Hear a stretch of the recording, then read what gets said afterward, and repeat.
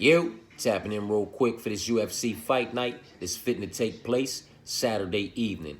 We're back in the Apex for this one, where that main event is a scrap in the flyweight division between the ranked number 6 and the ranked number 9 flyweights in the world. Kape, currently ranked number 6, taking on Almabayev, currently ranked number 9.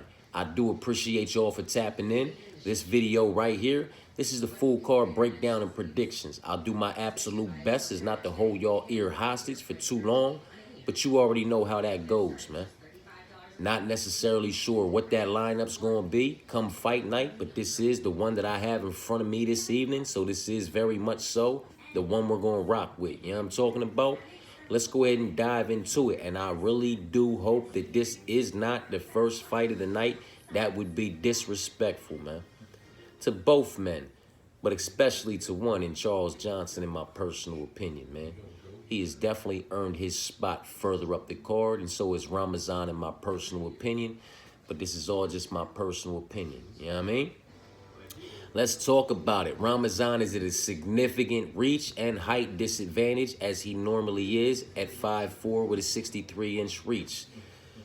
You know, Charles is 5'9" with a 70-inch reach, and, you know, he very much so knows how to use those physical attributes to his advantage, that reach and that height. It plays very much so into his strikes. You understand what I'm saying to you? He's solid. He's well-rounded. I do not know that he will be able to catch, clip, and disconnect Ramazan from his consciousness to be the first one to give him his first loss inside the distance via KO, TKO. He's lost inside the distance via submission. He's lost via decision. That is where his 2 losses come from. He's never lost from being caught, clipped, and disconnected.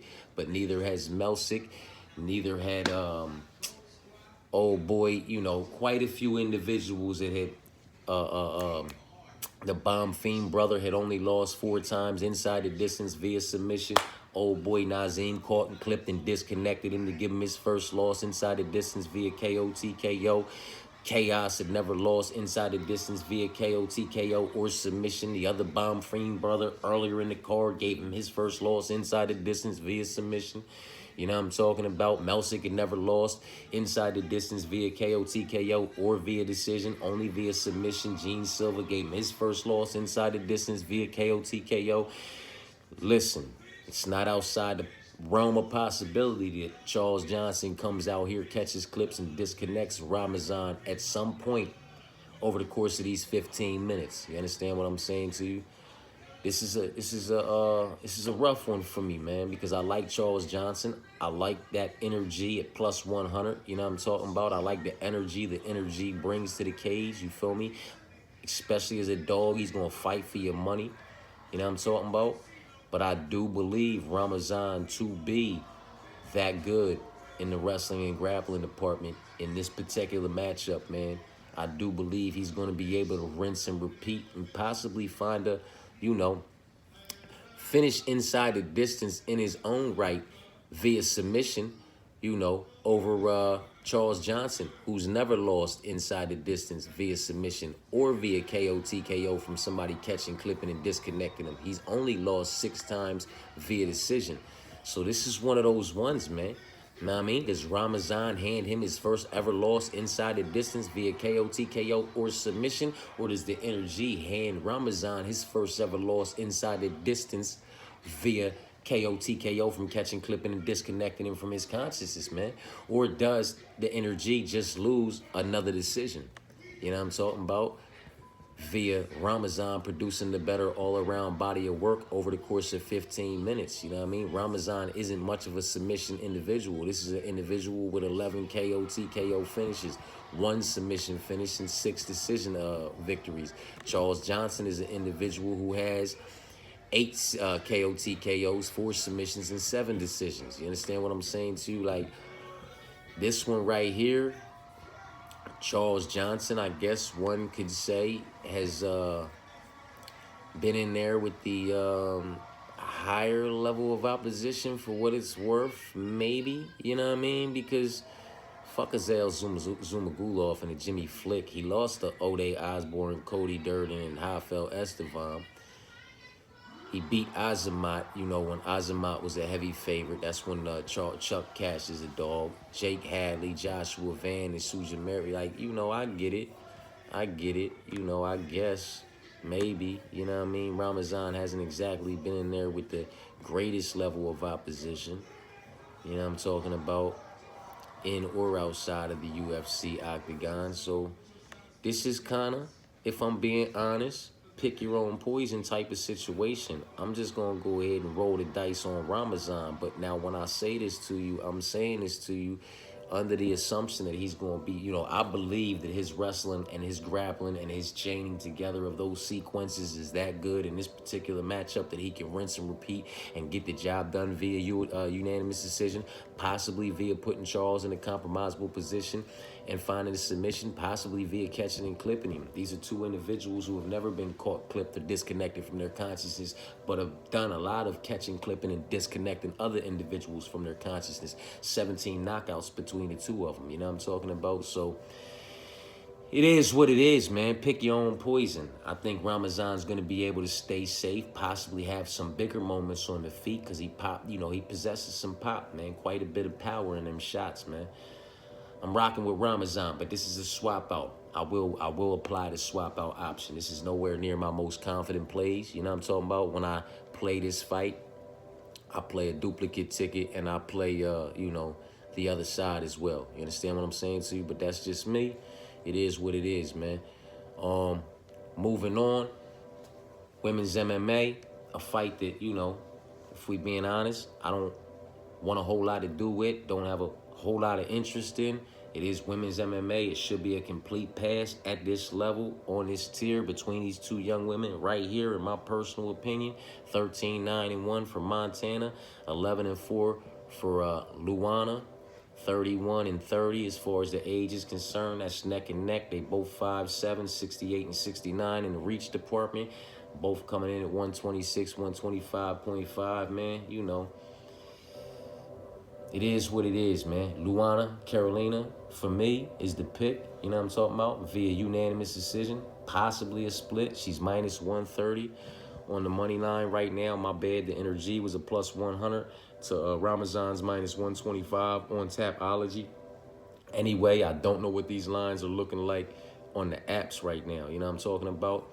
But Ramazan was the pick at minus 125, and Luana's the pick at minus 130 against Montana, man. It is what it is. I'm just no interest in this fight, man. And I get it. Montana, you know, she been around and she been in there. You know what I'm talking about? But Luana's been around and she been in there. I think Luana, at this stage in both of their careers, which is entering their prime or in their prime, I think Luana's prime is just a bit better in my personal opinion. But, you know, pick your own poison once again, man. Moving on, Lucas Almeida versus Danny Silva. It is what it is, man. You know, Danny is another prospect who has looked, you know, quite well as of yet. You know what I'm talking about? Nice little split decision victory over Josh Coulibaly, man. But, you know, that's Josh Coulibaly for what it's worth. You know what I mean? Lucas Almeida, man, it's nothing to call home about. You know what I mean? He has been in there with some, you know,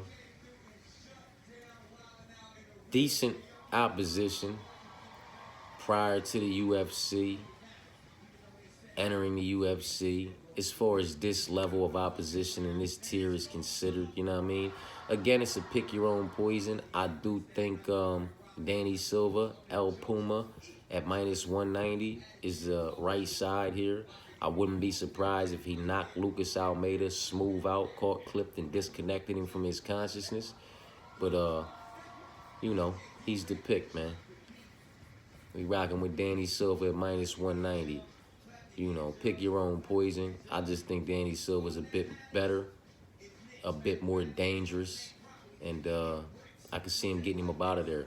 Women's MMA, Andrea Lee versus J.J. Aldridge. You know, it's another fight that I don't have a high level of interest in. If I'm being honest with you, it's in prelim parlays. It's in haymakers and Hail Marys just because I'm a fucking degenerate. I am rocking with JJ Aldridge, 32 and 36. Not a whole lot to talk about there. They're both in their prime. 5'6", 5'5", 69 and a half, 67 and a half. KGB, Andrea Lee. She does have a, 2-inch reach advantage. But I'm just not high on her. Was she on a 5-fight skid? I never like going against people that are on crazy skids because they either going to turn it around or they going to take the gloves off and lay them down. It's, at some point. But the skid is ridiculous, you know what I mean? Without this Montana De La Rosa one is ridiculous. It's ridiculous in its own right, but a different kind of ridiculous, if you dig what I'm saying. Miranda Maverick, Natalia Silva, Macy Barber, Viviana Arut. How do you say Viviana's last name? Like, come on, man. That's solid opposition. That is solid opposition. Cynthia Calvillo, it is what it is, man.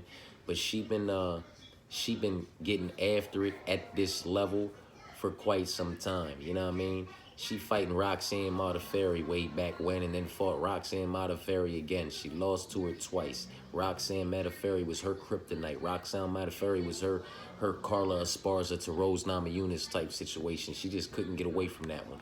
You know what I mean? It is what it is, man. JJ,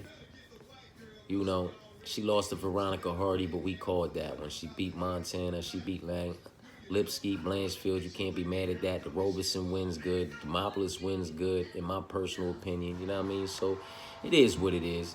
Not a fight I have a high level of interest in or want a whole lot to do with. But JJ is the pick. And JJ's a minus 190 to KGB, Andrea Lee's plus 160. You know what I'm talking about? Moving on.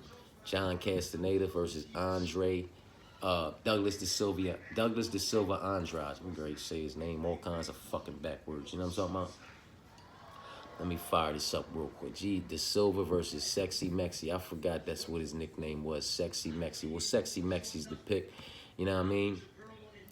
I'm not all that, high on the Douglas side of things. Never have been. We took Miles Johns to get it done. You feel me? So it is what it is, man. You know what I mean? If I'm not mistaken, John Castaneda put out a beautiful body work, against Miles Johns for the dub. Yeah, for the triangle choke in the third round after doing the thing to him for the first couple rounds. And the Daniel Marcos and the Daniel Santos loss, I'm not really going to frown on him about at this level for this tier. You know what I'm talking about, of opposition right here that they're competing on.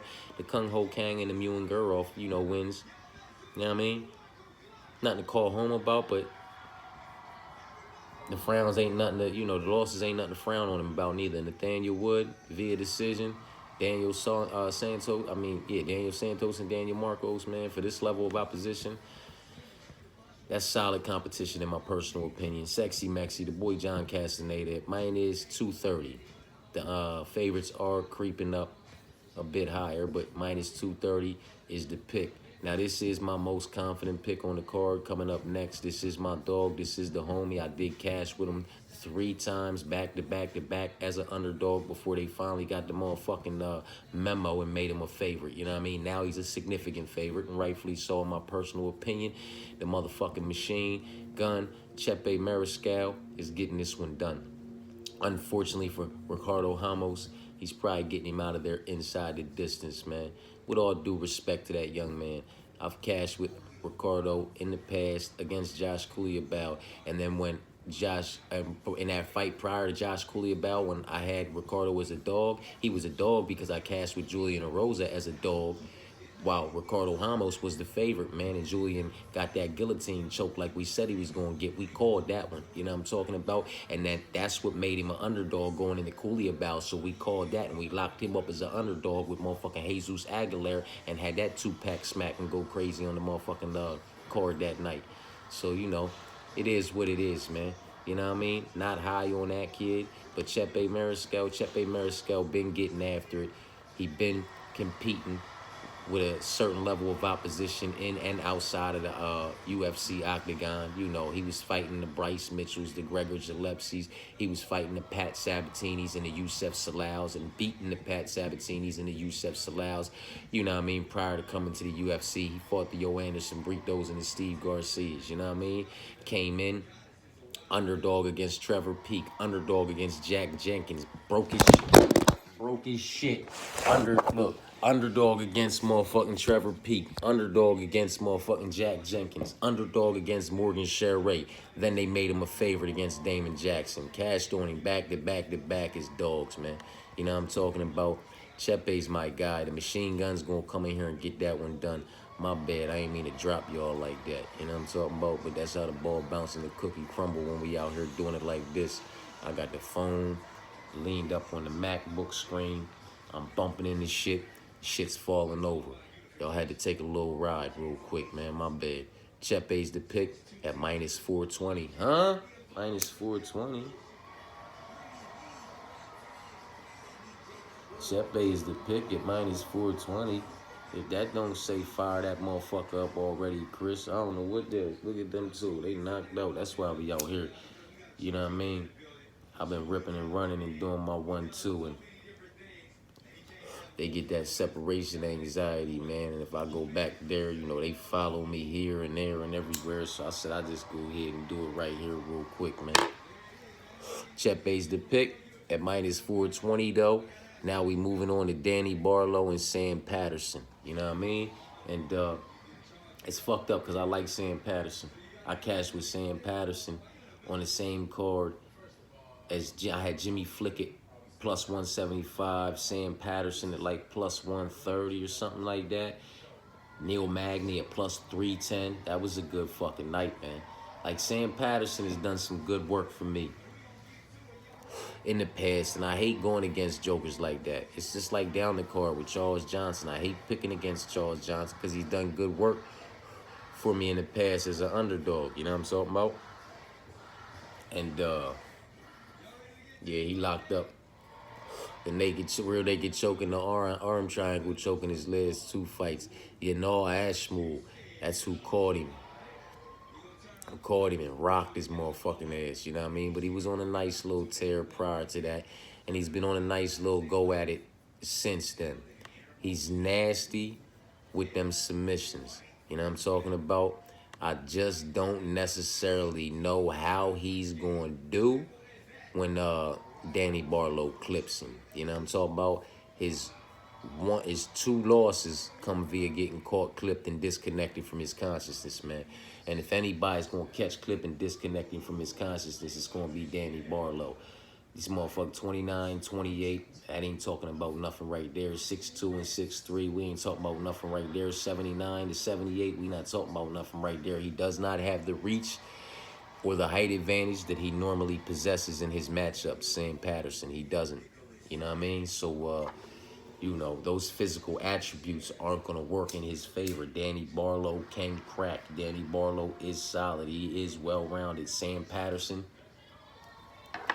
is not a, you know, somebody who is, you know, aggressive or necessarily that great in the wrestling and grappling to get these fights where he wants them. You know what I'm talking about, to try to lock up these submissions.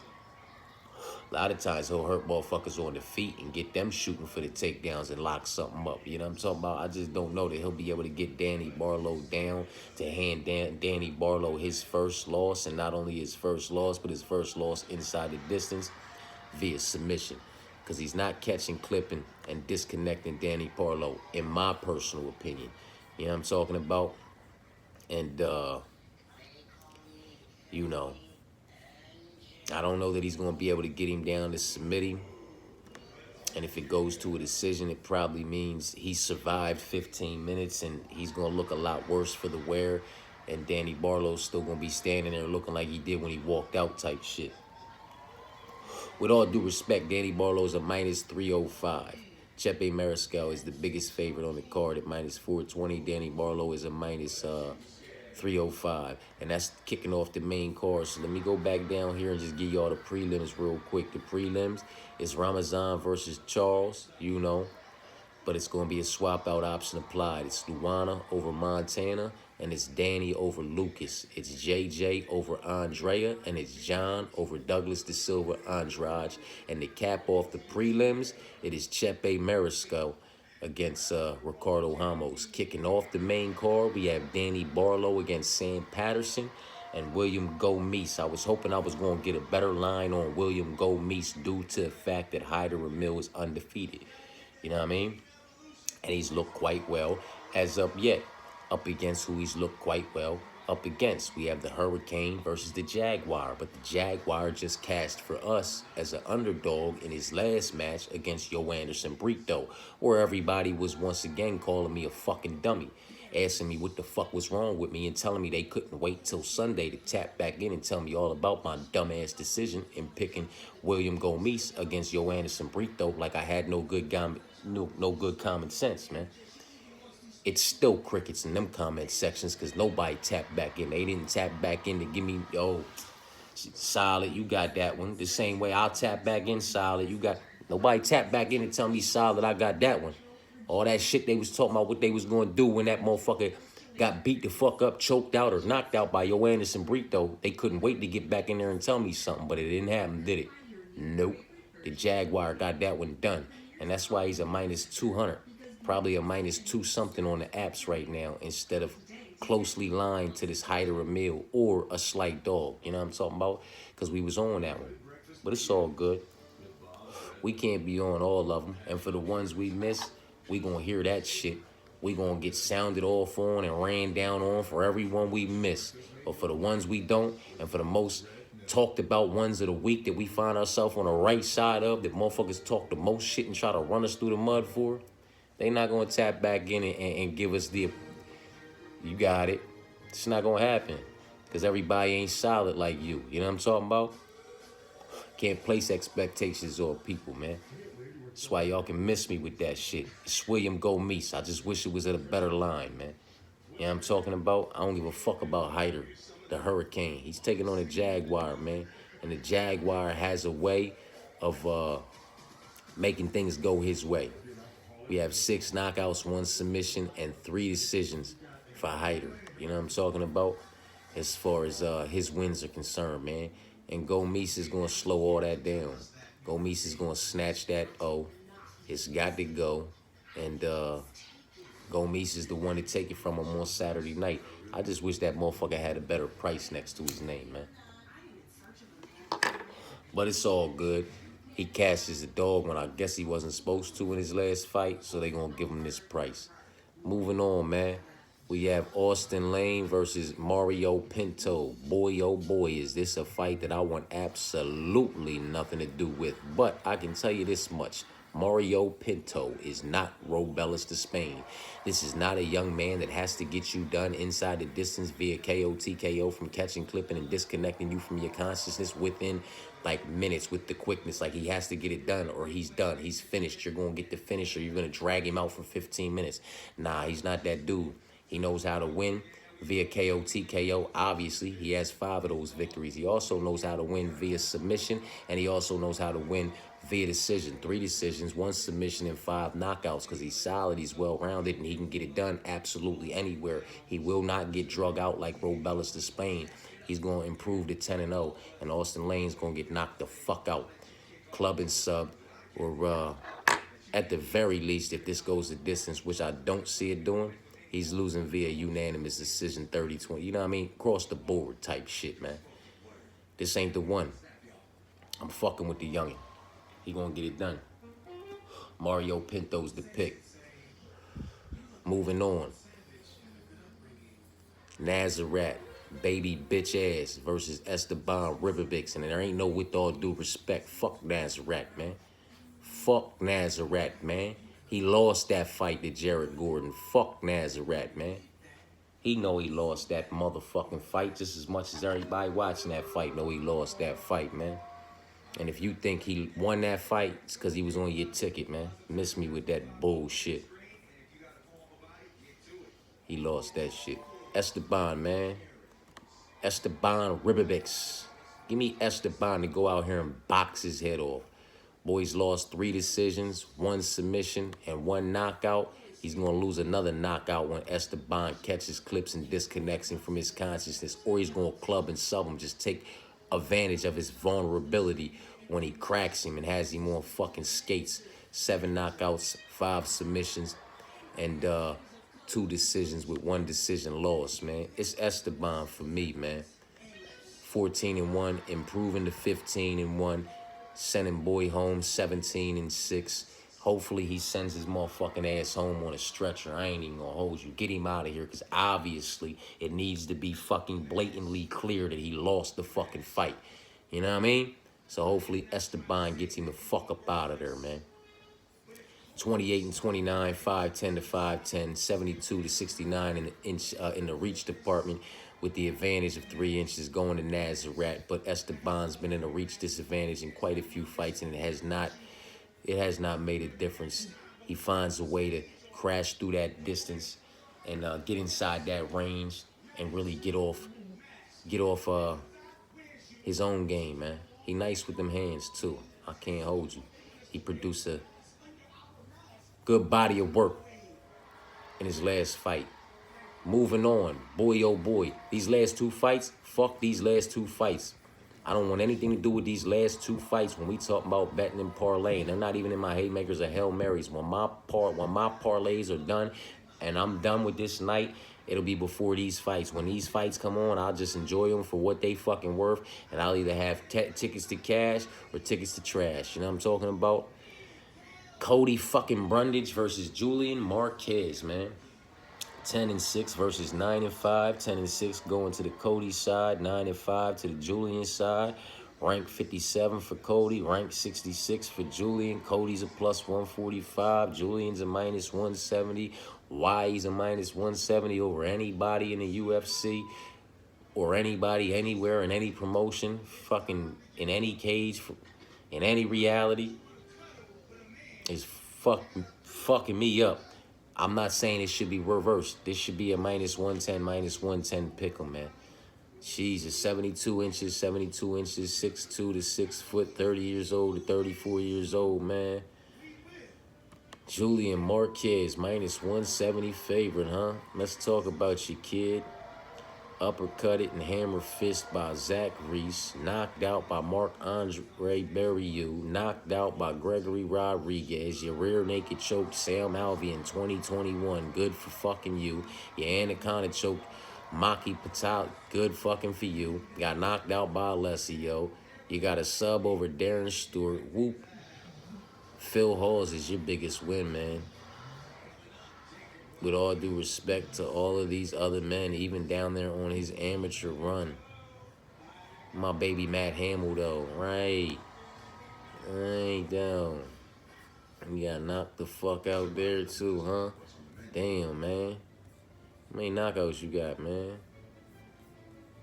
3 knockout losses. I feel like I just went over more knockouts than that, huh? You had 3 knockouts back to back. Bang, bang, bang.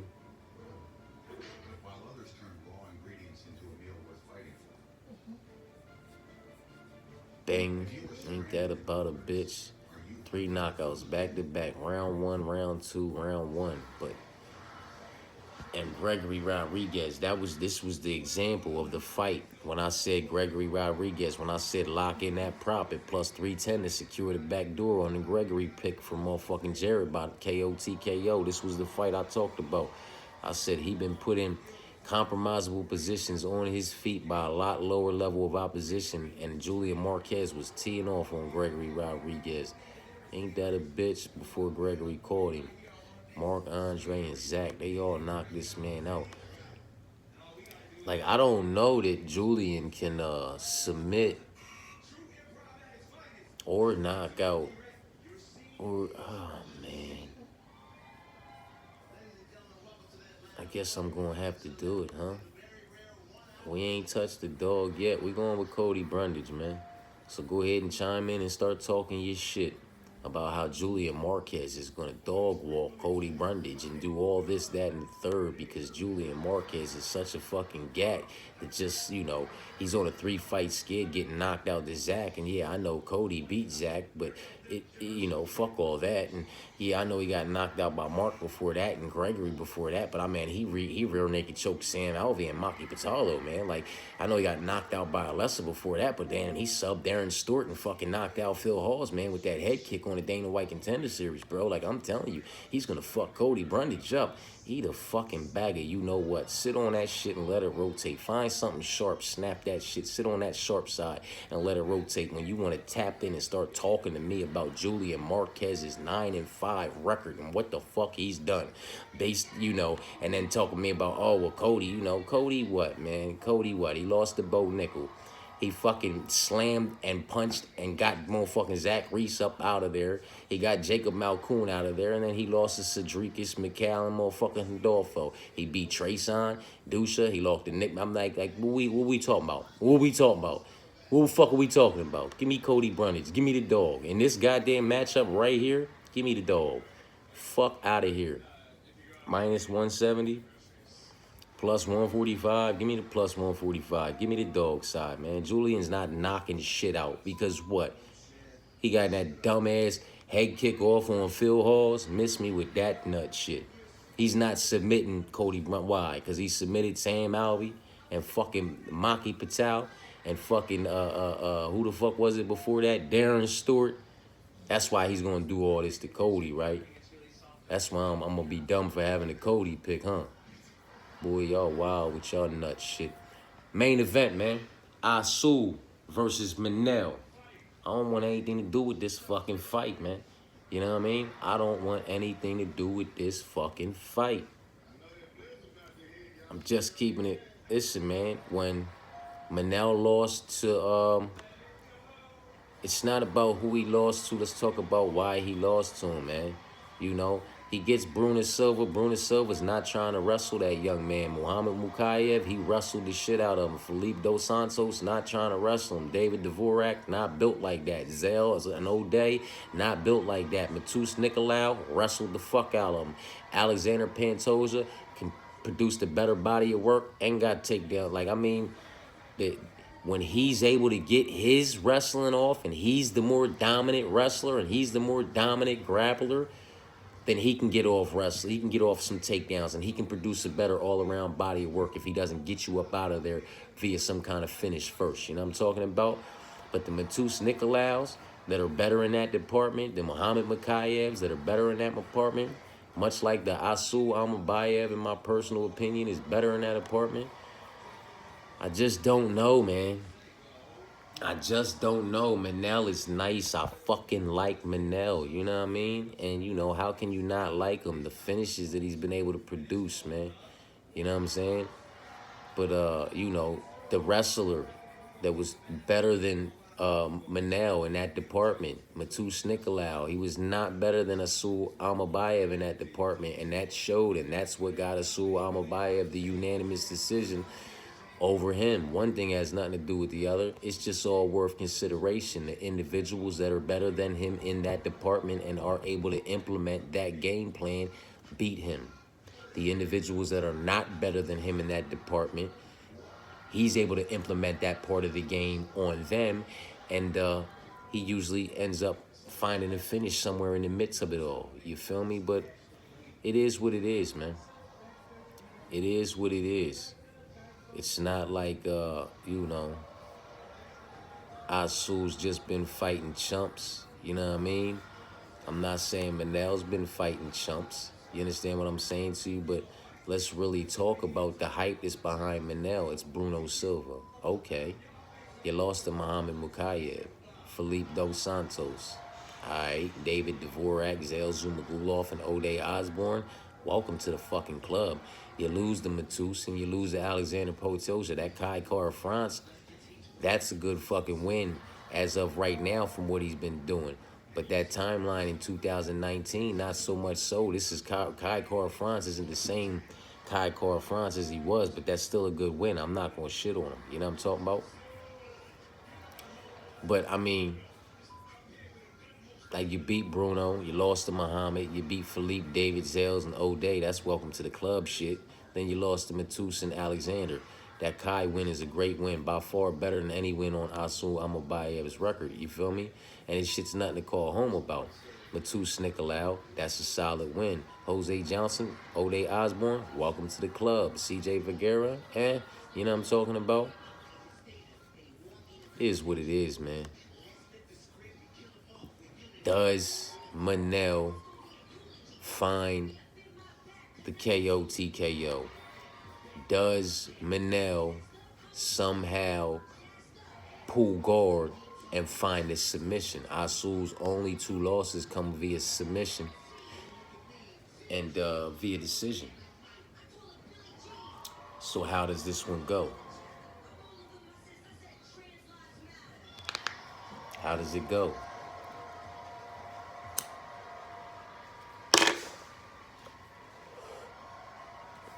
It's a tough one. Do I take...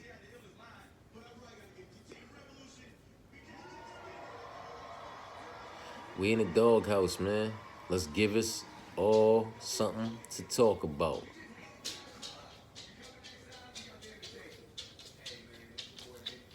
I'll take the plus 185 dog in Asul over Starboys minus 230, man. Fuck it. Back-to-back dogs for the co-main and main. I think that's the only 2 dogs on the card. 12 fights. 10 favorites, if I'm not mistaken. Ramazan's a favorite. Luana's a favorite. Danny's a favorite. JJ's a favorite.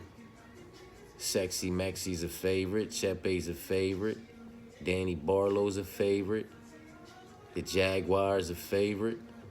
Mario's a favorite. Esteban's a favorite. And then the 2 fights that I want absolutely nothing to do with. I'll have no plays on them, no action, no bets, no nothing. I'm going to be done. My night will be over when these fights kick off, man. Give me the 2 dogs. Give me Cody Brundage and give me Asul Almabayev. So that's that with that, man. You know what I'm talking about? Y'all want to judge me on these picks? Judge me on Ramazan, Luana, Danny Silva, JJ, John, Chepe, Danny Barlow, William Gomes, Mario Pinto, and Esteban Ribovics. Because I don't want nothing to do with Asul Almabayev versus Manel Kape or Cody Brundage versus Julian Marquez. But for the sake of a pick, give me the 2 dogs in the fights that I don't want nothing to do with. You know what I'm talking about? That's going to be that with that, man. I appreciate y'all for tapping in. That's the full card breakdown and predictions. My apologies for holding y'all ear hostage for that long. We're going to slide up out of here before these 38 minutes touch, and we're going to let that be that with that. You know what I'm talking about? Again, I appreciate y'all for tapping in. Peace and blessings.